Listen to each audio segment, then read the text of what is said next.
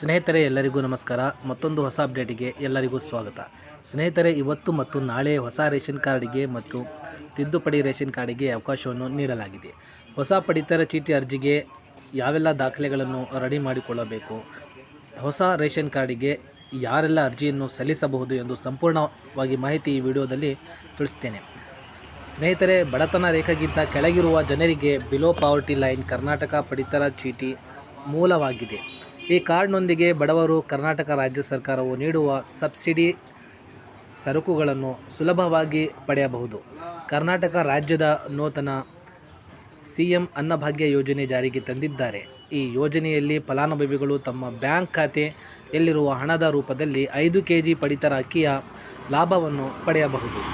ಅಷ್ಟೇ ಅಲ್ಲದೆ ಸರ್ಕಾರದ ವಿವಿಧ ಯೋಜನೆಗಳಿಗಾಗಿ ಪಡಿತರ ಚೀಟಿ ಒಂದು ಪ್ರಮುಖ ಗುರುತಿನ ಪುರಾವೆಯಾಗಿದೆ. ಸ್ನೇಹಿತರೆ,